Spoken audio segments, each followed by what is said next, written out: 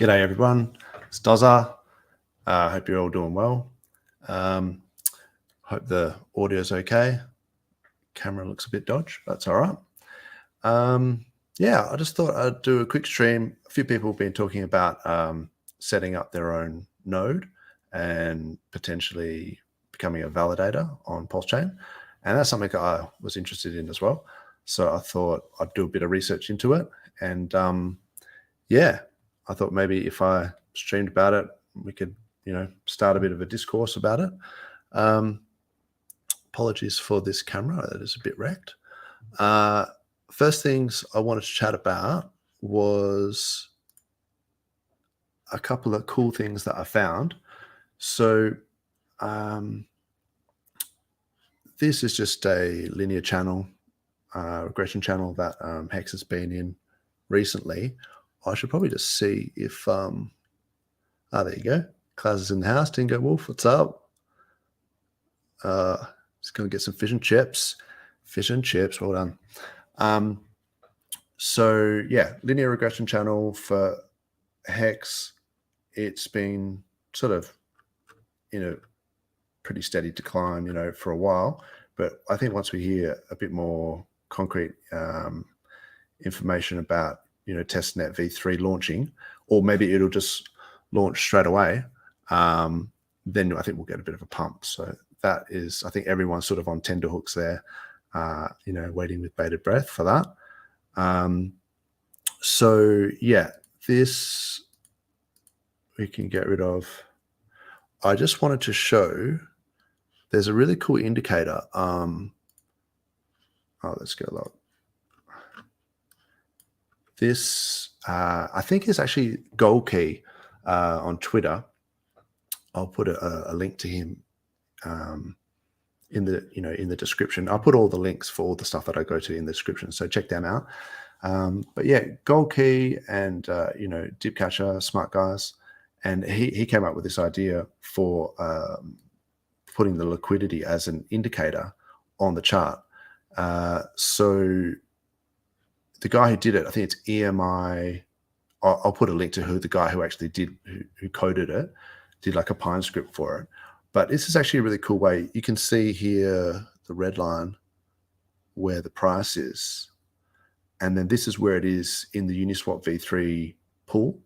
So this is the liquidity. So, your standard 0.3% liquidity that we sort of check every now and then, where these are the buy side, and then this is the sell side. And then this is the price. So this has just been put into an indicator. So you can see where this are the buy side liquidity and the sell side liquidity, like dynamic with the chart as an indicator. So I thought that was really cool. But it does bring up an interesting point, that all the liquidity that's shown in this Uniswap v3 pool, like this 0.3% pool, and there's a 1% pool, and there's, say Hex and ETH pools or whatever. That's just the amount of liquidity that is deposited in the AMM, like in the pools on Uniswap.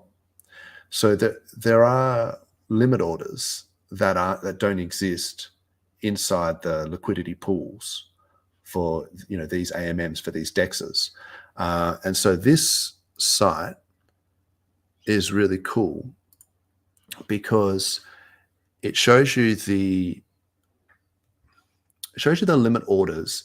I think this is for Matcha, or for anyone that uses the 0x protocol, which Matcha does, and I think there's a few others. I don't know if CalSwap does for their limit orders, but a lot of limit orders, they use this 0x protocol, as far as I'm aware. And I think this is where it gets its data from, like from the API, from the 0x protocol. So it's just showing you the buy side limit orders and the sell limit orders here. And you can scroll down. So these are relatively small, a couple of thousand, tens of thousands, 200,000.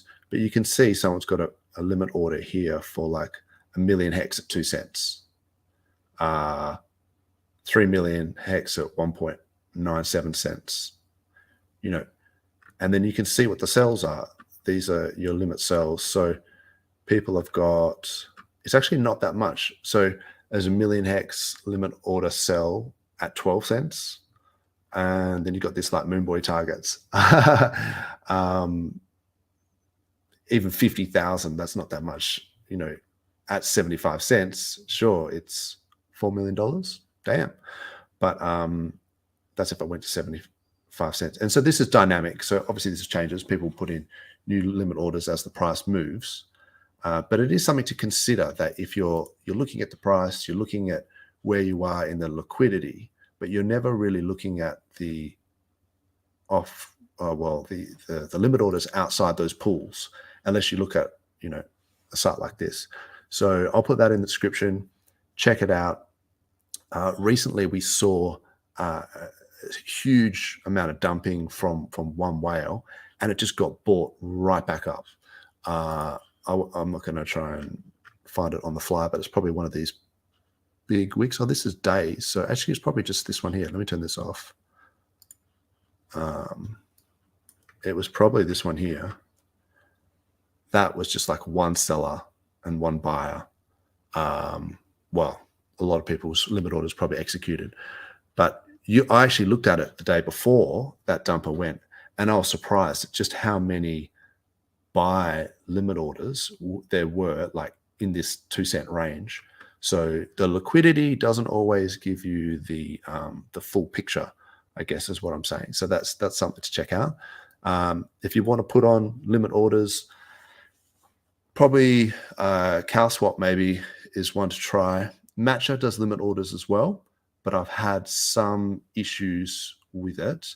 It's like the orders only partially fill and things like that. But yeah, you can set the expiry for the limit orders. And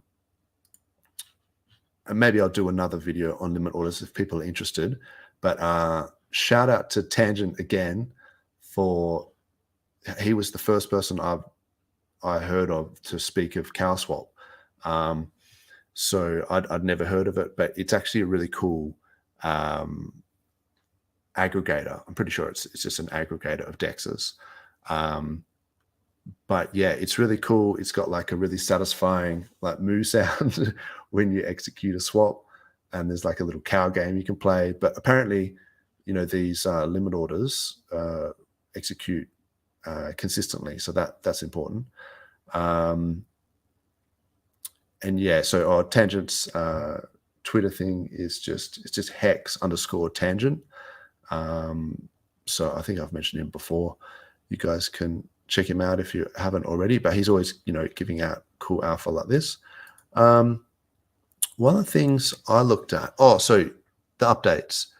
RH, probably should have had this ready to go, but RH did an update where he was talking about the different clients for PulseChain. So this is the Go Pulse, which is effectively the Go Ethereum, the Geth, Prism, Pulse, Aragon, and Lighthouse. So we talked about this last week. If I can find it easily, I'll bring it up.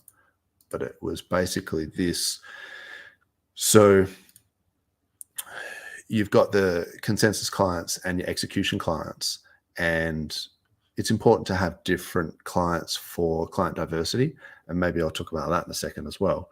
But on Ethereum, you've got Geth, Aragon, Prism, and Lighthouse. These are the four that it looks like are being implemented into PulseChain. So Go Pulse, you know, Aragon, Lighthouse, and Prism. So that I'll talk about in a sec. I just wanted to briefly talk about the testnet Beacon Explorer.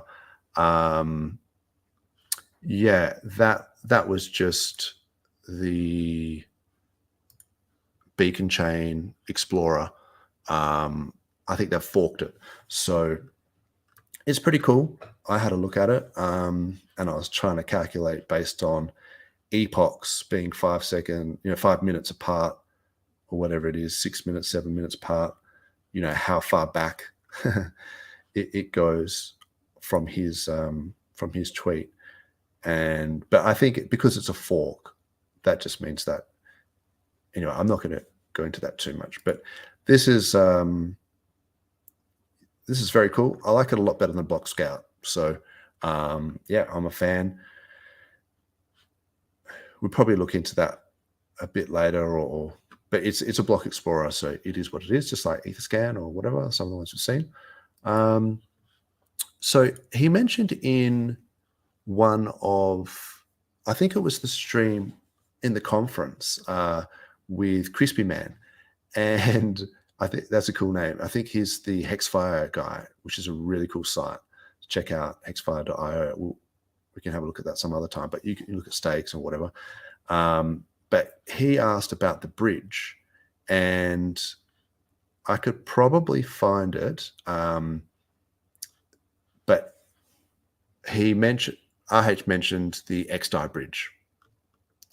So I had a look at the XDAI bridge, and if that's what they're going to do a fork of for the Pulse ramp, you know, people got a bit confused because they saw this Pulse ramp in one of the, let's put this back to here.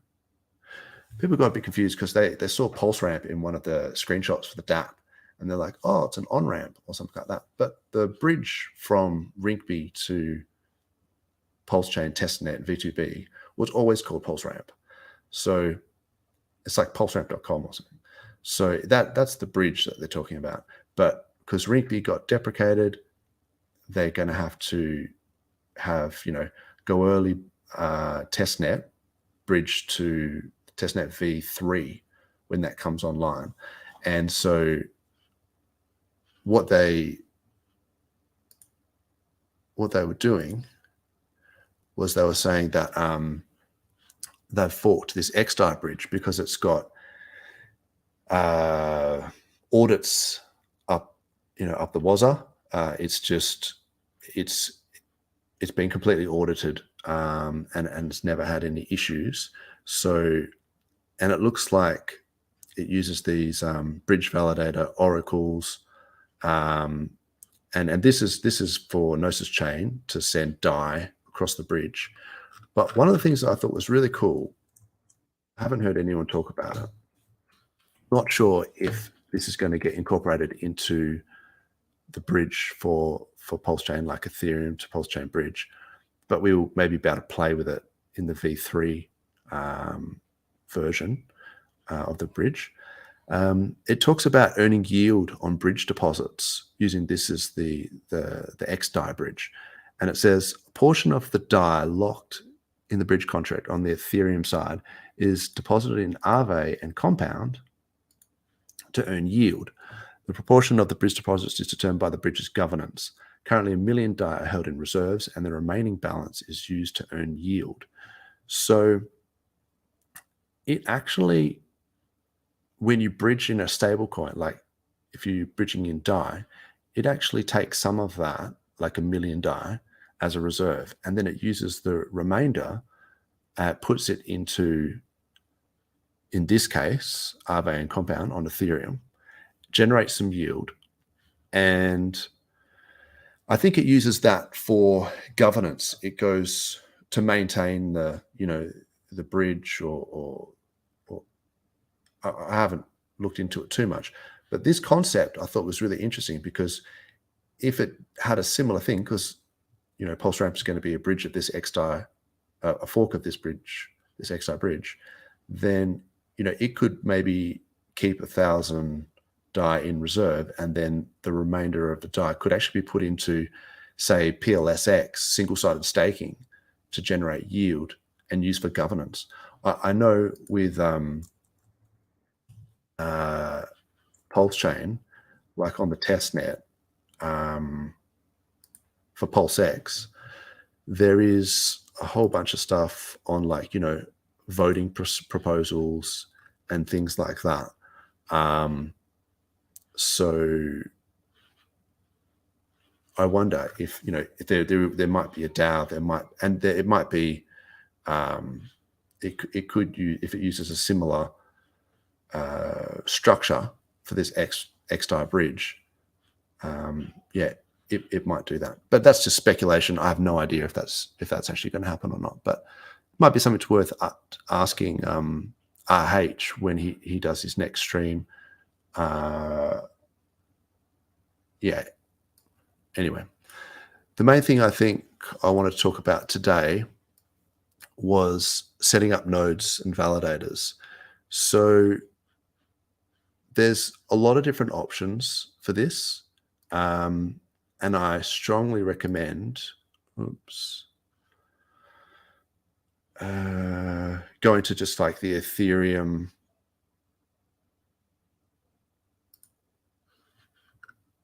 Ethereum.org site and just having a look at, your hardware requirements and things like that if you were looking at doing this.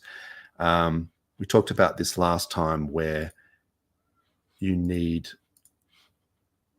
this is client diversity. Let me see if I can find this. Give me 2 secs.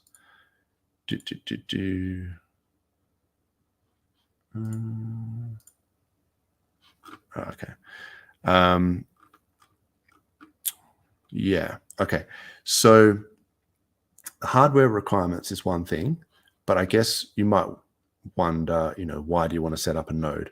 And for some of this, I guess it boils down to some of the reasons that we're into crypto, which may mean censorship resistance, decentralization, and things like that. So if everyone runs their own node, it adds robustness to the system. It also means that if you're sending transactions through your MetaMask, you can send them through the RPC endpoint from your node, and that it's not being logged by a third party. So privacy, security, that sort of thing. And if we're going to be doing this for PulseChain, I guess it adds a level of I think robustness is the best word. Robusticity, is that a word? To PulseChain, which is what we want to see thrive. So there's a few options for this. This is obviously, this Ethereum.org site is all about setting up an Ethereum node, and Ethereum 2.0, now that it's gone proof of stake. So we will be using it for the purpose of this. These documents are very handy because that's what PulseChain is. It's just a fork of all of this. So it's very, very similar. So the options you can do is to just buy one that's fully loaded, plug and play from a third-party vendor, and you've got app-like setup with a graphical user interface, no command line needed.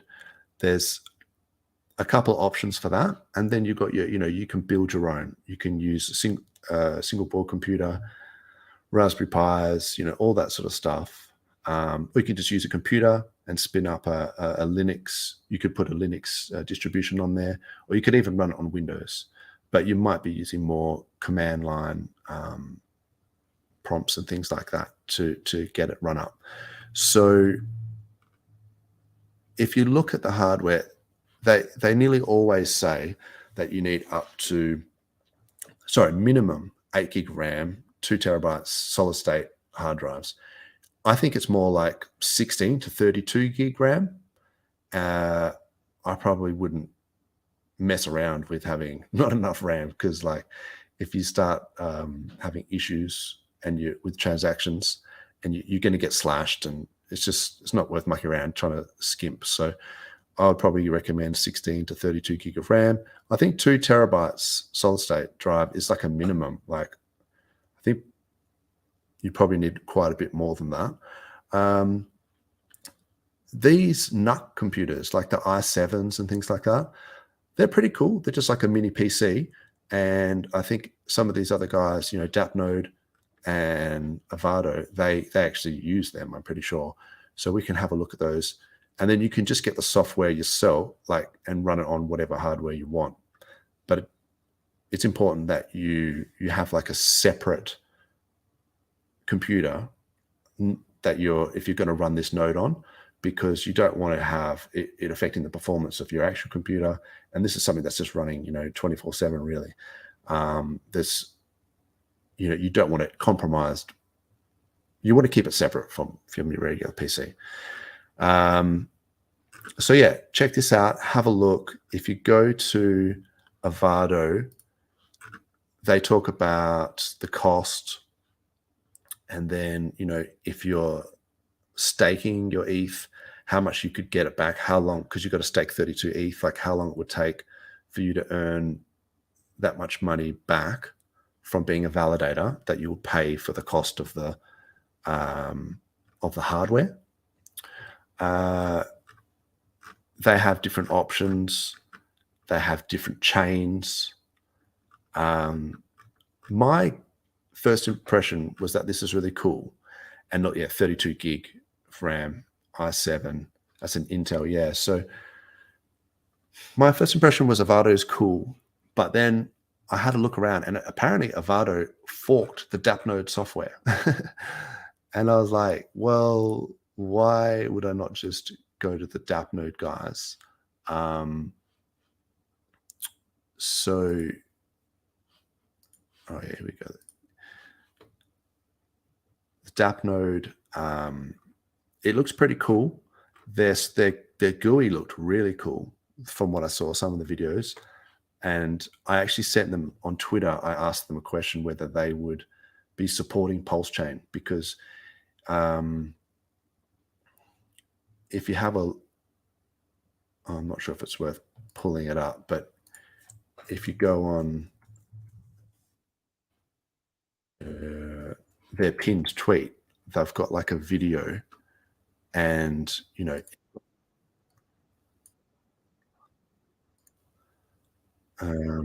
mean, you can watch it in your own time.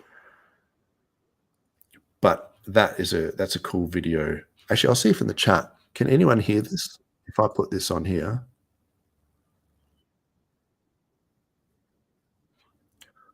let's have a look. Is anyone actually listening to me?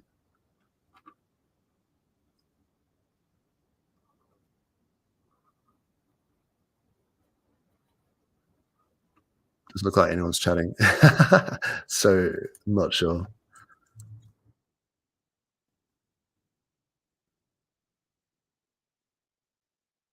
Why does it not, anyway,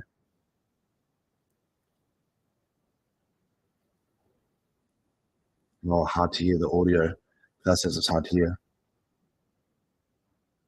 It doesn't really matter. The important thing was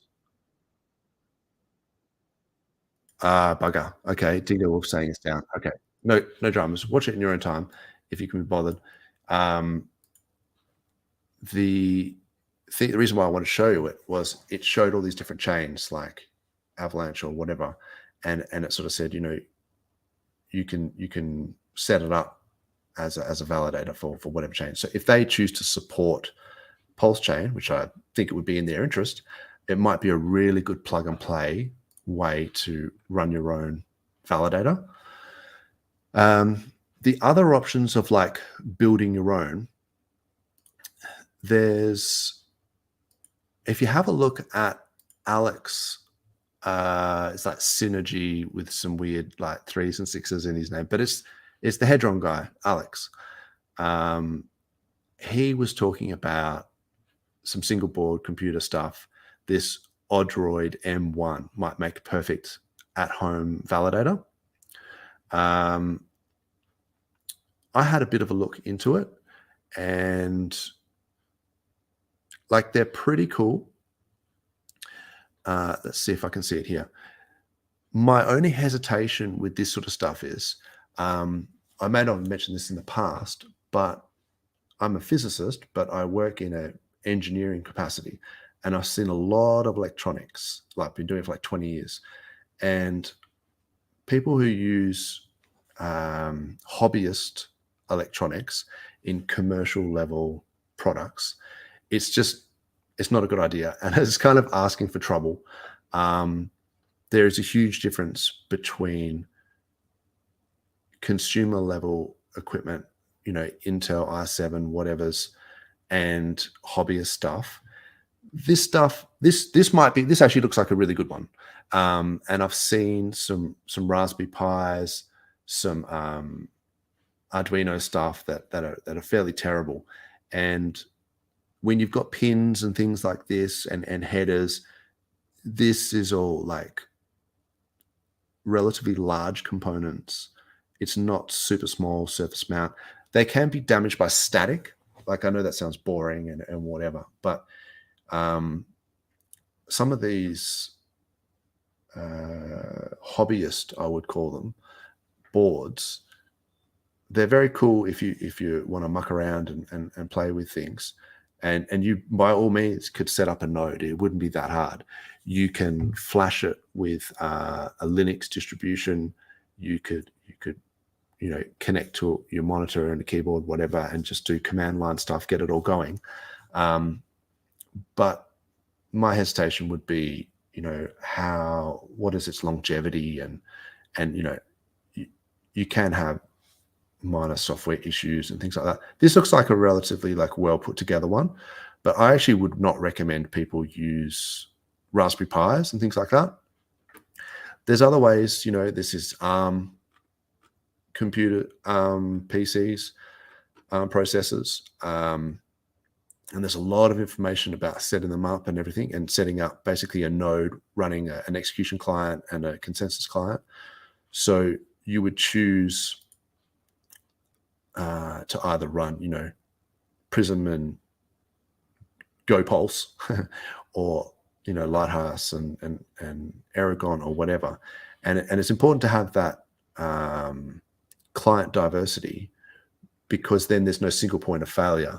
And it also means that the network would be less susceptible to bugs and attacks and things like that. So that's why they recommend using different clients.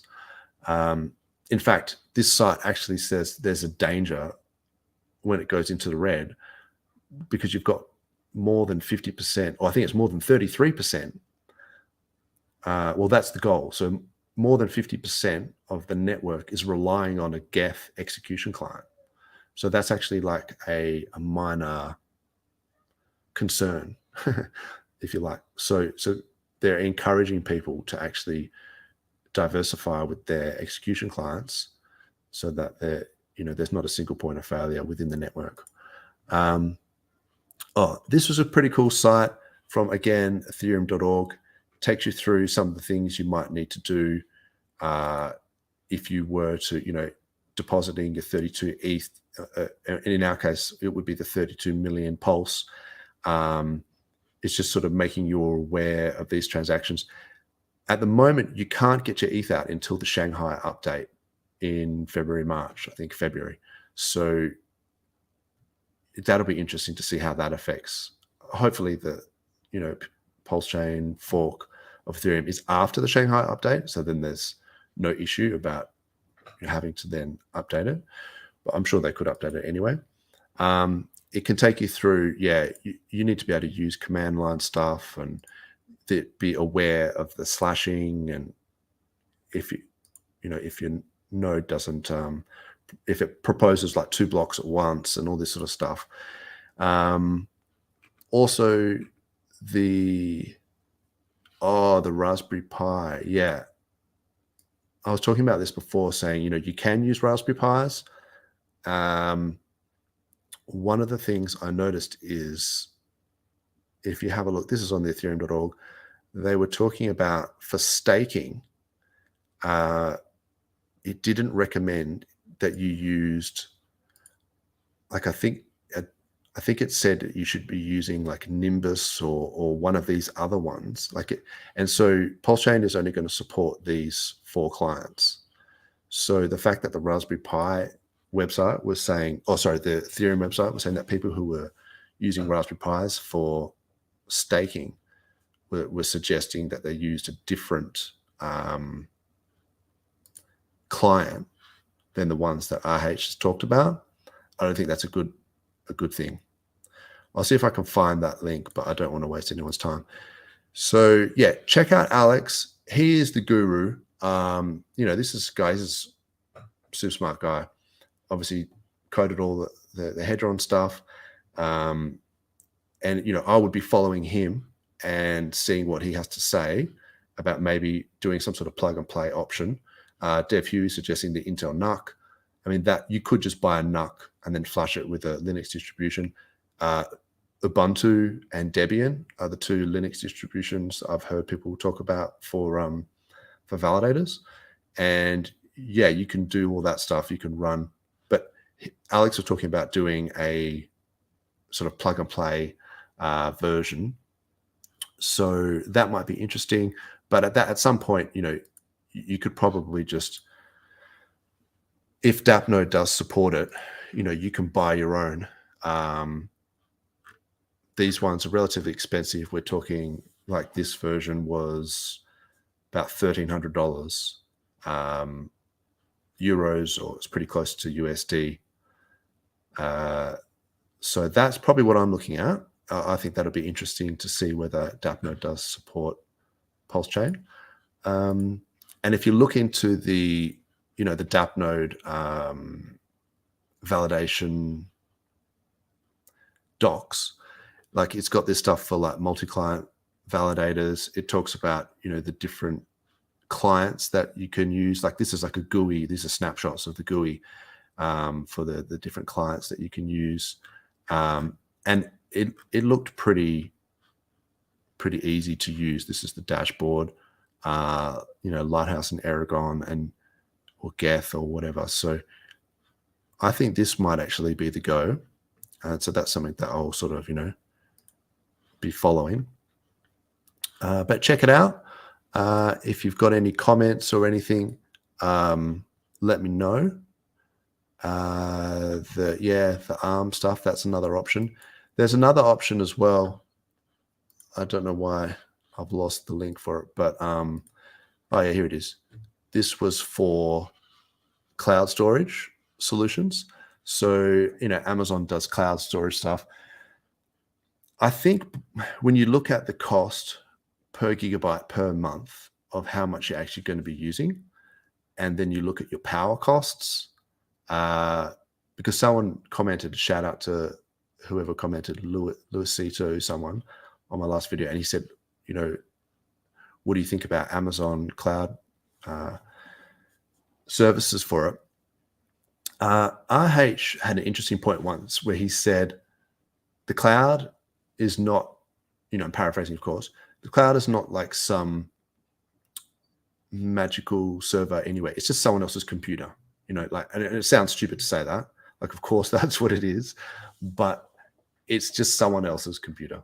So I'm not a huge fan of, if everyone's nodes are based on this Amazon cloud service, and then that service goes down, well, then all the nodes go down. So it's like a liability, whereas if everyone has their own hardware, then it's more decentralized and it's more robust. So I'm not a fan of it from that point of view.